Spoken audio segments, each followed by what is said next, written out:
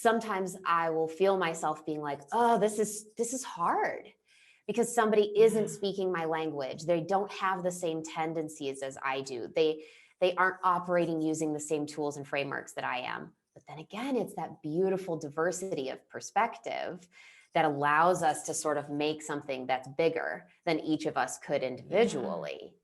Does that kind of answer the question?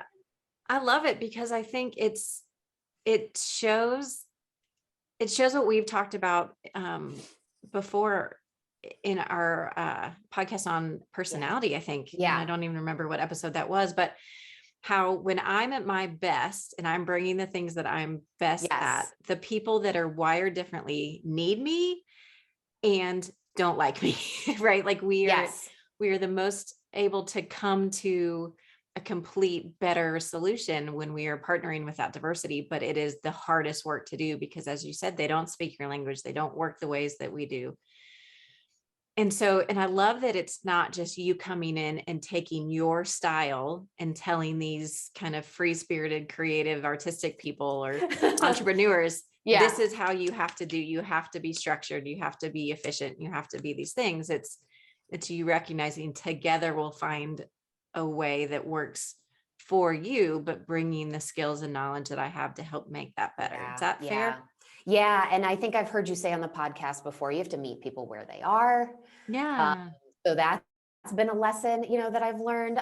They say that there's a journey really when you go out on your own and you're running your own business from like kind of freelancer to consultant to true entrepreneur. And I think what's helped me grow in my own maturity as like becoming a grown-up, an entrepreneur, is leaning into those areas of friction or tension or even conflict. So I've learned so much over this last year about the value of conflict, healthy conflict.